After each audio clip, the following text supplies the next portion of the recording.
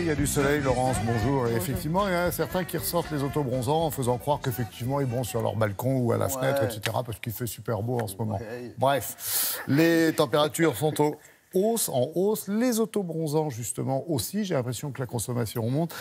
Et en même temps, on a l'Agence nationale de sécurité sanitaire, je lis pour ne pas écorcher le nom, Agence nationale de sécurité sanitaire, qui demande la fermeture des cabines d'UV artificielles. Et voilà 3 jours qu'on en parle, effectivement, de cette fermeture. Enfin, vraiment, arrivera-t-elle? Parce que ça fait du bruit et c'est dangereux pour la peau. Alors, bien sûr, ça fait monter le bronzage. On a l'air de le découvrir, mais c'est pas nouveau. Hein. Ah non, mais ça fait des années qu'on essaye de vraiment montrer et de démontrer que c'est franchement pas une bonne solution pour la peau. L'autobronzant, lui, comme de se mettre au soleil. 70% des coups de soleil sont des coups de soleil impromptus. Vous connaissez l'expression? C'est quand on se met en terrasse parce qu'il fait beau tout d'un coup, qu'on n'a pas mis de protection parce qu'on n'est plus dans les réflexes de l'été et que tout d'un coup, on se prend un coup de soleil. Donc, la première info, c'est vraiment de se protéger. La deuxième info, c'est qu'on est dans une société où avoir l'air un peu bronzé, avoir une bonne mine, eh bien, ça rend plus beau, ça fait vendre. Un vendeur bronzé vend plus qu'un vendeur pas bronzé. Il y a des sociologues qui ont étudié ça.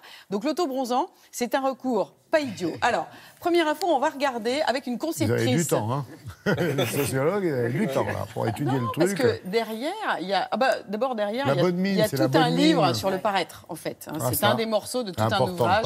Jean-François Amadieu, pour ne pas le nommer, qui a travaillé énormément sur tout ce qui fait le pouvoir du paraître. Et à l'intérieur de ça, il y avait le rapport au bronzage. Alors, on va revenir sur l'autobronzant avec une conceptrice de crème qui va nous montrer en quelques instants en quoi, dans la formulation, on est vraiment en train d'évoluer. On n'est plus du tout carotte, orange, comme on le pensait il y a 10 ans. Écoutez Saveria Coste.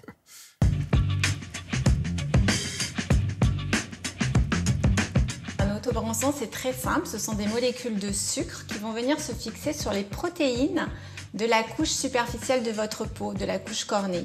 Et donc l'association de ce sucre avec ces protéines de la peau, ça donne cette coloration, un peu comme le caramel, le sucre que vous faites chauffer et qui donne cette coloration brune. Bien sûr, ça n'a rien à voir avec notre bronzage naturel. On n'agit pas sur la mélanine, qui est un pigment synthétisé par nos mélanocytes, qui sont des cellules beaucoup plus profondes au niveau de notre peau et qui donnent cette couleur de bronzage. Le secret pour ne pas être orange, en fait, c'est un savant mélange de ces différents sucres que j'ai associés en fait avec des esters de jojoba pour bien hydrater la peau, qui a également une action sur la coloration naturelle et homogène de la peau. Ce sont des eaux, des mousses en fait, ça s'applique beaucoup plus facilement qu'une crème et ça pénètre beaucoup plus vite et ça sèche beaucoup plus vite qu'une crème ou qu'une gelée. C'est très important d'avoir une formule qui sèche très vite parce que si vous vous rhabillez et que vous enlevez le produit, du coup vous allez avoir des traces. Ce qui est très important avant d'utiliser un autobronzant, c'est la préparation de sa peau. C'est une réaction superficielle au niveau de la couche cornée, donc c'est important que cette couche cornée soit extrêmement lisse.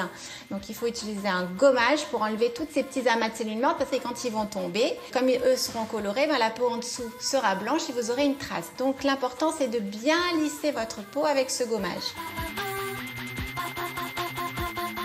Vous appliquez votre produit mais de façon homogène, donc ne pas oublier derrière les jambes, au niveau des pieds, voilà. C'est pour ça qu'un gant par exemple peut être très intéressant, ce qui permet de bien appliquer le produit de façon très homogène.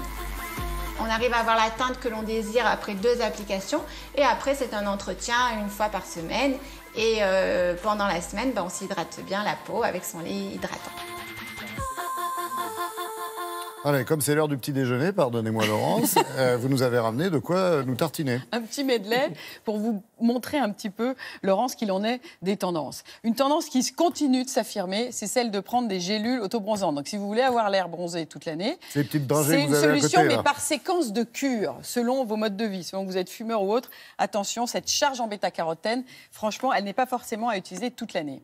On n'oublie pas de préparer sa peau, c'est ce que Saveria Coste a expliqué. Il faut enlever tuer les cellules mortes, parce qu'en fait, l'autobronzant, c'est bien un sucre qui réagit, qui devient marron, comme quand on croque la pomme. Il faut bien préparer la toile. Et 3 actus, les crèmes coucou, comme l'oiseau, le coucou, c'est-à-dire des petites formulations bourrées d'autobronzant qu'on va glisser en goutte à goutte dans sa crème de tous les jours. Très masculin comme geste, ça aussi. De l'eau qui devient mousse ou qui reste eau, spray, et de l'eau qui devient autobronzante, donc c'est très léger. Et puis, carrément étonnant, quelque chose qu'on met avant la douche. Donc, 10 minutes avant de prendre sa douche, on va appliquer cette crème, on va attendre un petit peu, on va aller sous la douche et ensuite, on aura l'air d'avoir bonne mine. Et donc, surtout, pas les 5, 6, 7, 8 pots en même temps. Non, pas de préférence, on ne cumule pas. Et je rajouterais même que les hommes ne sont pas contre le teint anti-teint terne. Et pas de traces. Ah ben non, c'est ça la nouveauté, c'est ce qu'elle dit, ça veut rien. Pas de traces. D'accord. Attention.